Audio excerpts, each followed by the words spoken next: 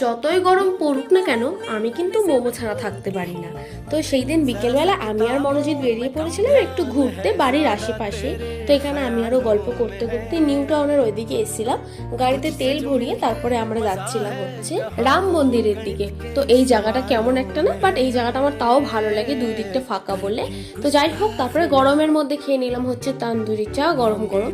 তারপরে এখানে নিয়েছি হচ্ছে পাশের দোকান থেকে চিকেন পকোড়া। আর এরকম ভাবে তাকাচ্ছে কারণ আমি ফটো ভিডিও তুলে আছি না খেয়ে। তারপরে ওখান থেকে বেরিয়ে গেছি। আমার পকোড়া খেয়ে নিয়েছে গাইস। আমার ভিডিও করো, আমার এখন দোষ। হ্যাঁ, ভিডিও করতে গিয়ে আমার পকোড়া হাতছাড়া হয়ে গেছে। ওইখান থেকে বেরিয়ে আমরা খেয়ে নিলাম হচ্ছে একটু কোল্ড ড্রিঙ্কস। তারপরে খেয়ে নিয়েছি হচ্ছে আমার পছন্দের দোকান থেকে চিকেন মোমো, যেটা আমার খুব পছন্দ। এই গরমের মধ্যে গরম গরম চিকেন মোমো আর চিকেন স্যুপ খাওয়ার যে কি মজা, বাট আমি মোমোটা বেশি ভালোবাসি চিকেন স্যুপের থেকে। তো আজকের ভিডিওটা এই অবধি রাখছি। তারপরে আমরা অনেক ঘোরাঘুরি করেছি ঠিকই, বাট কোনো ক্লিপ নেওয়া হয়নি। তো আজকের মতন টাটা।